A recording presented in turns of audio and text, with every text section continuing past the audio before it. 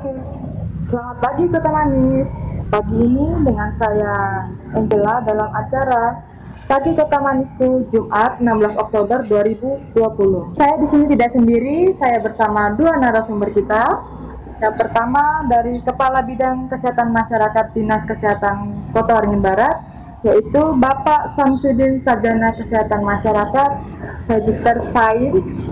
Yang kedua, Ketua Stikes Borneo Cendikia Medika, Bapak Dr. Insinyur Luluk Sulistiono, Magister Sains.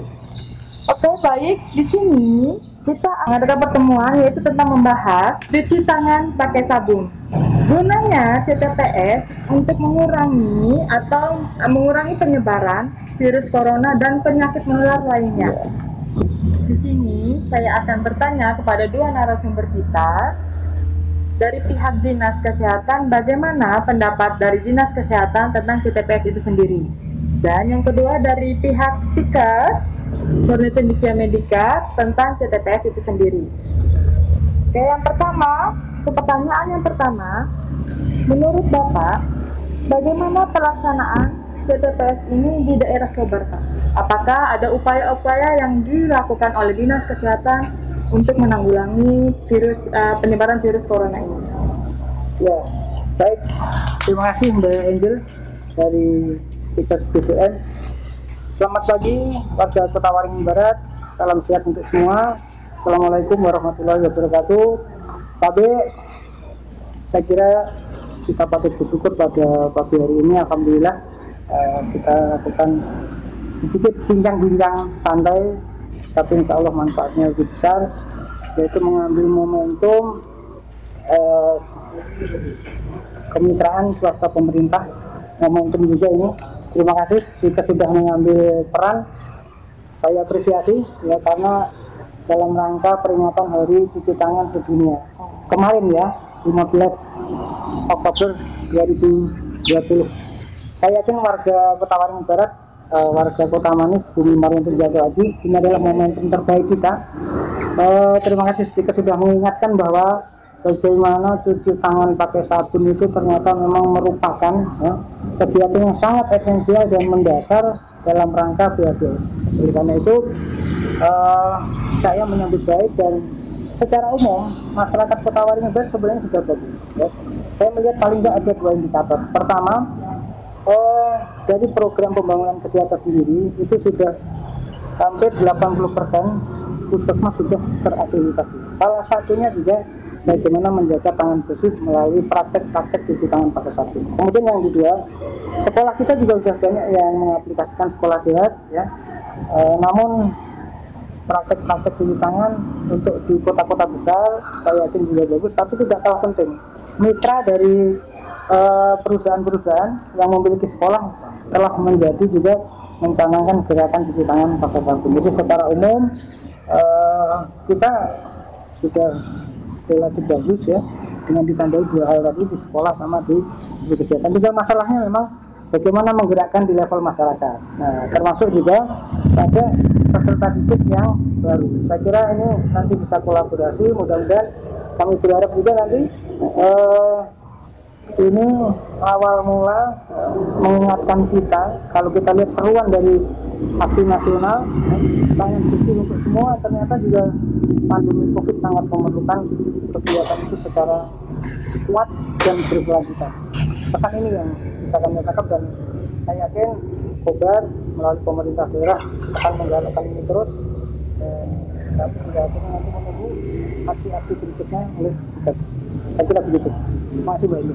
Oke, begitu dari Dinas Kesehatan untuk penjabaran tentang cuci tangan pakai sabun. Dan sekarang saya ingin mengetahui bagaimana untuk dari pihak Stikes, di sini dari mitra swasta pemerintah, bagaimana dari pihak Stikes tentang cuci tangan pakai sabun sendiri, Pak? Apakah ada upaya yang dilakukan dari pihak Stikes untuk meningkatkan cuci tangan pakai sabun di lingkungan Stikes? Terima kasih Mbak Angel, dan selamat pagi Pak Samsudin selaku aparat dari Dinas Kesehatan. dan khususnya pada umumnya pada masyarakat Kobar yang mudah-mudahan selalu jaga kesehatannya oleh Allah Subhanahu wa Ta'ala. Memang mohon maaf Mbak Angel, saya mulai dari apa yang dimaksud dengan COVID-19. Jadi COVID-19 itu adalah bagian dari musuh global, musuh dunia gitu ya, dan musuh juga masyarakat Kobar gitu ya. Jadi kalau cuci tangan pakai sabun bagi pihak Stikes itu bukan hal yang sangat aneh untuk kita laksanakan, karena itu harus kita lakukan bahkan setiap hari sebelum adanya COVID-19.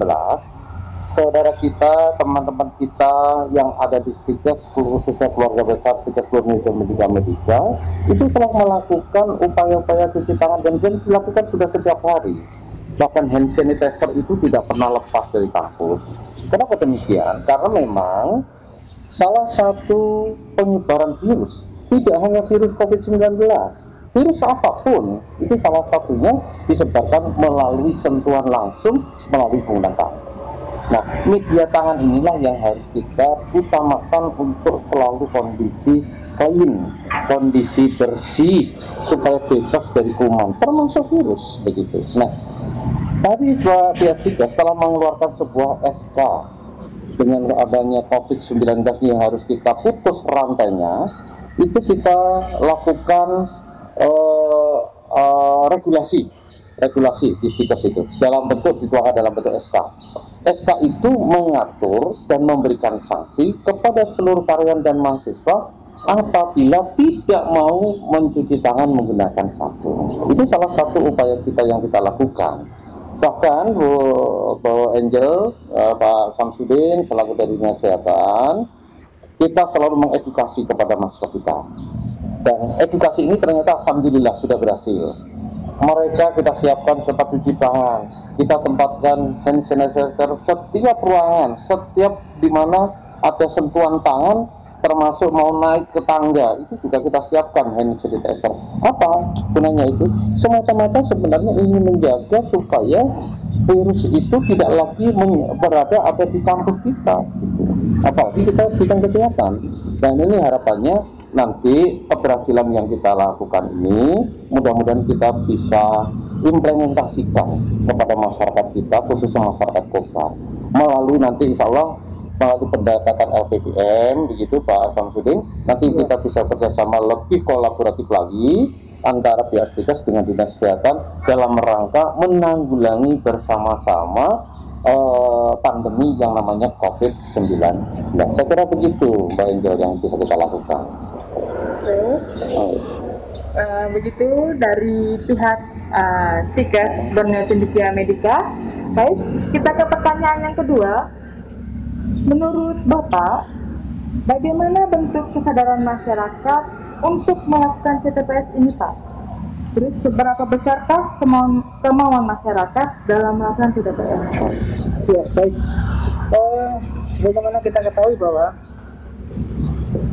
Kementerian Kesehatan sudah mengeluarkan keputusan Menteri Kesehatan nomor 382 tentang adaptasi kebiasaan baru bagi masyarakat di tempat dan fasilitas umum. Itu juga di dalamnya termasuk disiplin cuci tangan pakai sabun. Kemudian juga kalau kita lihat Pergub terbaru kita, Pergub 54 2020, itu mengatur penegakan disiplin. Di dalamnya sebenarnya esensinya justru itu mengingatkan kepada masyarakat, mengajak kepada masyarakat luas untuk mencoba membiasakan. Jadi membiasakan, meskipun kita tahu ya masyarakat Kobar hari ini ada penegakan disiplin ya, ada yang kena sanksi gitu ya, ada yang harus kerja sosial gitu. Dan yang tim Satgas Covid sebenarnya alhamdulillah Dinkes sama Stikes ini juga masuk dalam satu gugus tugas khususnya di sosialisasi. Nah kita melihat memang ini tantangan ya. Kami mudah-mudahan LPPM ini saya balikkan kepada Stikes, mudah-mudahan bisa melakukan penelitian.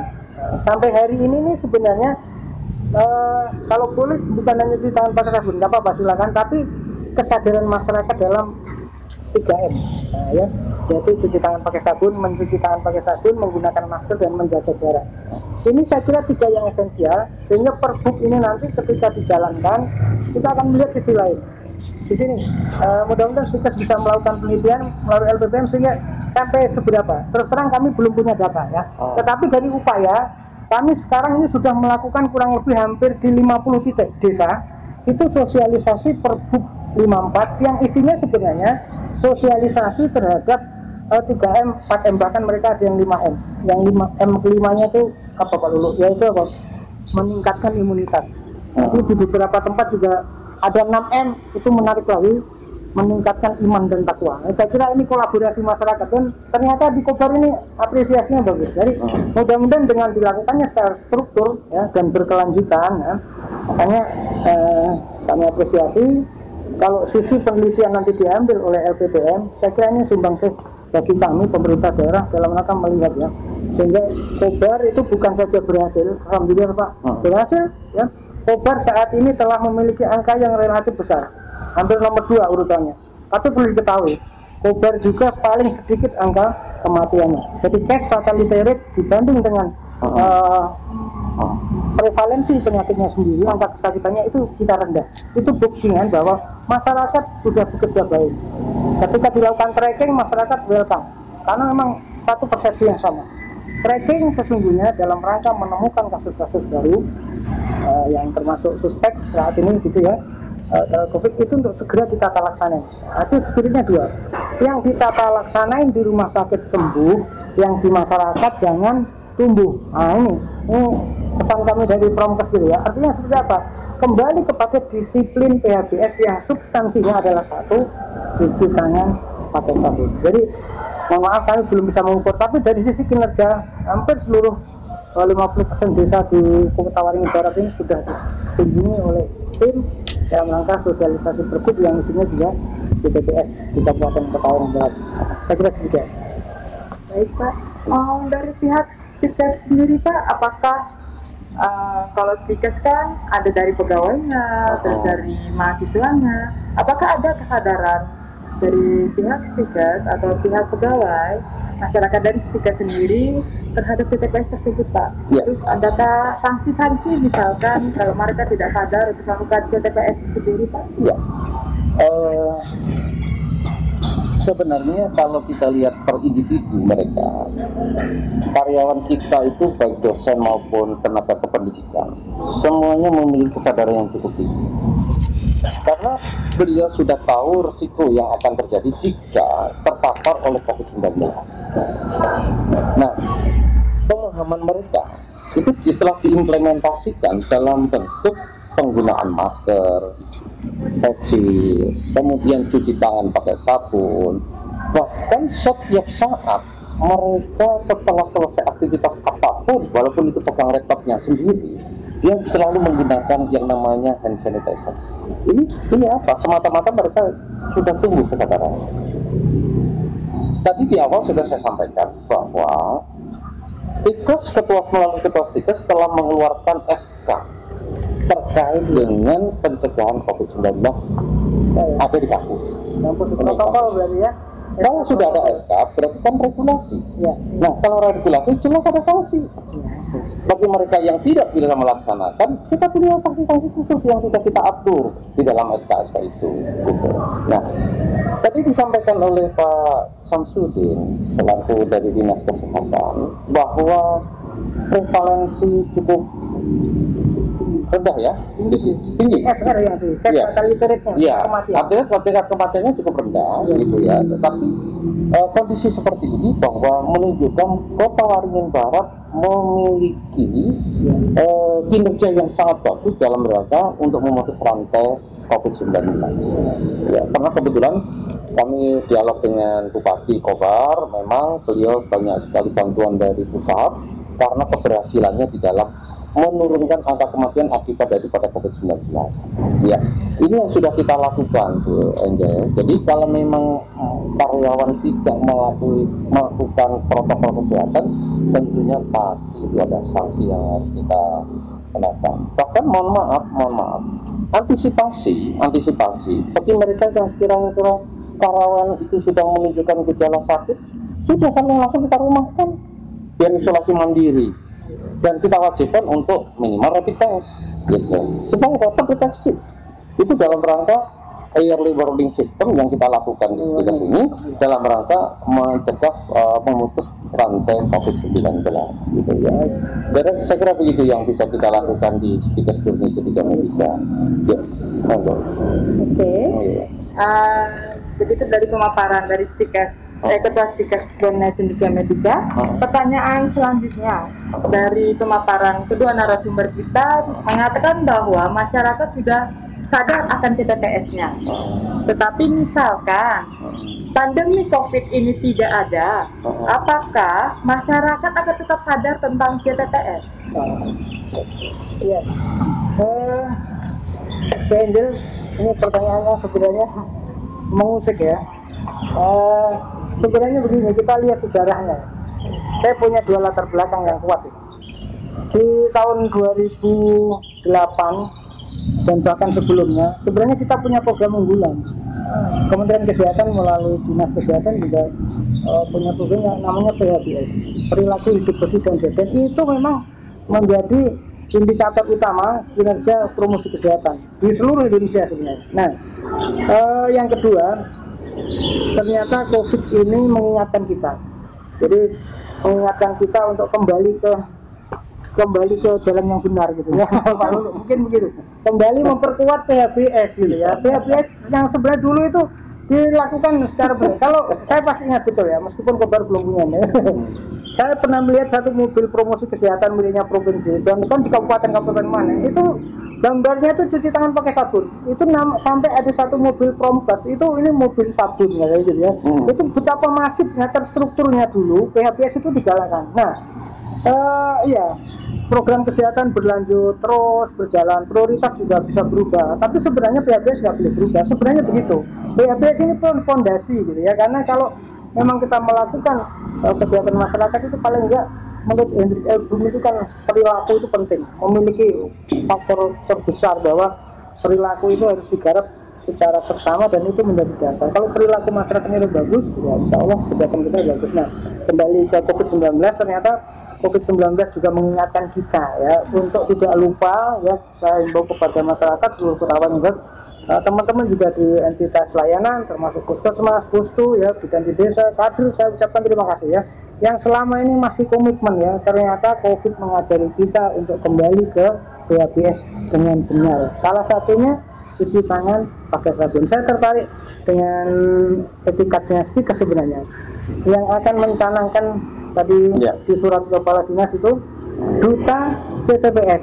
Nah, duta CTPS ini apakah hanya momentum peringatan Hari Cuci Tangan Sedunia?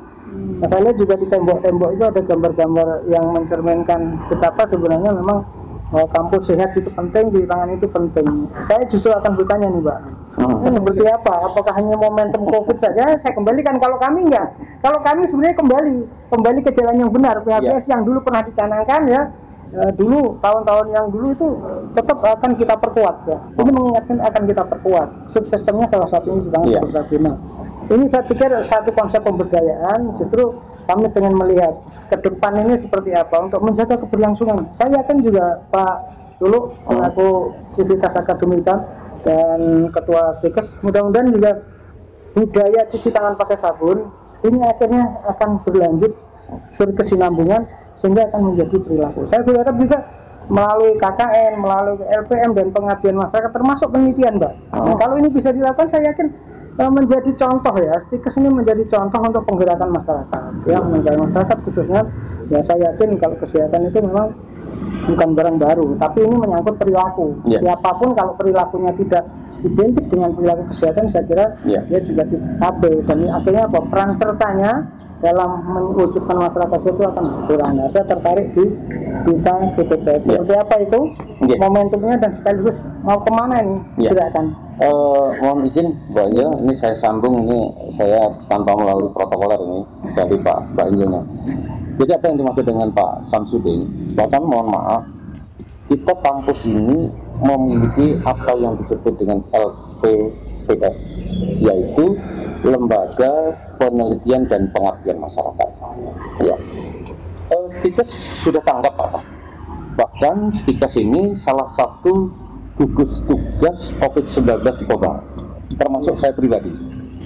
Nah, setelah ditunjuknya dan adanya pandemi itu, makanya kami telah memerintahkan kepada Ketua LP2M atau LPPM untuk segera menyongsong dalam rangka upaya pencegahan COVID-19. Salah satunya yang tadi Pak Samsudin sudah sampaikan, kita telah membentuk duta TTPS, jadi cuci tangan pakai sabun. Kita sudah siapkan itu. Nah, itu untuk apa? Sebenarnya dalam rangka satu, untuk melatih anak-anak melakukan sosialisasi dan bekerja di lapangan. Ya. Kemudian yang kedua, memberikan inisiasi dan edukasi kepada masyarakat. Ya, tapi kalau sebelum pandemi, memang kita sudah lakukan di sekolah-sekolah, di tingkat sekolah. Sudah kita lakukan. Nah, sekarang ini siapa yang melakukan, Pak? Mahasiswa. Mahasiswa. Didampingi oleh para dosen. Karena dalam bentuk pengabdian masyarakat itu yang utama. Nah, sebelum pandemi sudah kita lakukan, Pak. Nah, setelah pandemi ini kita sudah bergerak melalui duta cuci tangan mahasiswa kita terjunkan di masyarakat pada saat ada acara-acara kayak misalnya, atau ada acara-acara yang lain, atau pada saat kita memang melakukan penyuluhan langsung kepada masyarakat di desa. Ini dalam rangka apa? Mengedukasi mereka, gitu, supaya dia paham bahwa sesederhana yang kita lakukan hanya sekedar cuci tangan, tapi ternyata manfaatnya besar dalam rangka memutus rantai COVID-19. Ada berapa desa Pak yang sudah dijangkau? Kita punya desa binaan, gitu. Ya, ada di Teluk Bogang, ya, kemudian di Mendaru Seberang. Itu bagian daripada desa-desa binaan kita yang kita lakukan, dan itu sudah kita lakukan rutinitas, Pak. Ya, setiap pada kegiatan ke lapangan, apa itu di puskesmas atau langsung terjun ke masyarakat, program cuci tangan tidak pernah kita lepaskan dari situ. Itu memang sudah kita menjadi canangan kita cuci tangan dari mahasiswa, dan itu akan kita langsungkan berlanjutan. Nah, monggo nanti dari Dinas Kesehatan kalau memang itu kita lebih intensif untuk terjun ke masyarakat secara kolaboratif, kita siap-siap saja, Pak. Ya, saya kira gitu, Mbak. Ya, mohon maaf ini tanpa ini langsung kita stop aja. Baik, pertanyaan selanjutnya kedua narasumber kita, bagaimana cara merubah kebiasaan masyarakat agar bisa enjoy atau santai dalam melakukan kebiasaan CTPS ini? Oh ya, ya, jawabannya sebenarnya akan saya kembalikan kepada Stikes. Tadi Stikes sudah mulai punya gerakan ke bawah. Terus terang kami perlukan, Pak. Kami juga hanya punya 18 puskesmas. Tenaga penyuluh kami juga sangat terbatas. Tapi ya ini memang kami tunggu. Ya.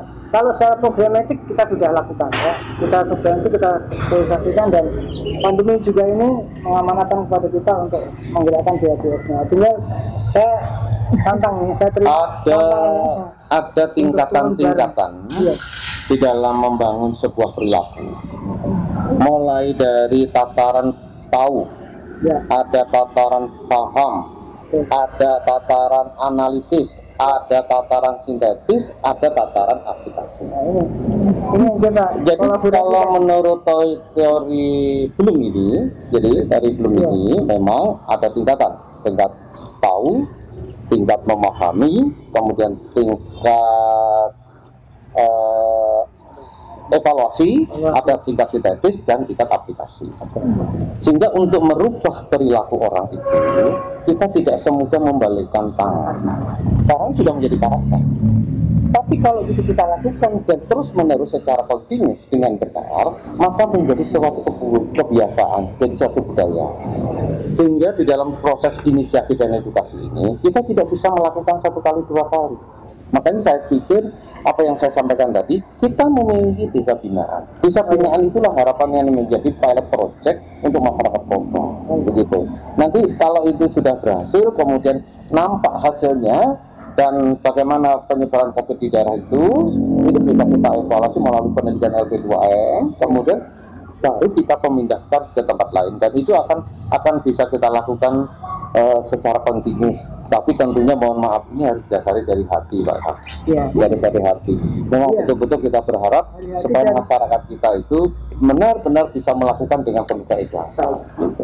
Ya itulah yang bagaimana membangun sebuah perilaku. Tadi saya sampaikan ada 5 tahapan tadi. Mungkin saya kira begitu, Pak. Ya, sudah dijawab ya. Ada disiplin. Jadi nanti kita bisa bagi stressing ya. Dan saya yakin nanti saya juga pesan nih Pak. Meskipun dia juga mahasiswa yang sudah CTPS, mohon juga dibekali dengan protokol kesehatan di lapangan. Jelas. Itu kebutuhan kita bersama, dan alhamdulillah juga Kobar ini sampai hari ini juga kasus di petugas kesehatan relatif rendah. Itu alhamdulillah. Itu kesadaran kita semua. Terima kasih Bu Edil, saya kira dulu. Baik, terima kasih atas waktu dan ilmu yang telah diberikan kepada warga Kobar. Semoga apa yang narasumber katakan atau berikan informasinya, semoga dapat membantu warga Kobar untuk mencegah, memutuskan rantai penyebaran virus corona ataupun penyakit menular lainnya. Amin. Terima kasih buat kedua narasumber kita. Terima kasih. Baik, untuk warga Kobar, ingat, jangan lupa kita tetap menggunakan masker, cuci tangan, dan menjaga jarak untuk memutus rantai penyebaran virus corona. Bukan hanya itu saja, tetapi dengan kita melakukan 3M tersebut, kita bisa mencegah terjadinya penyebaran virus lainnya.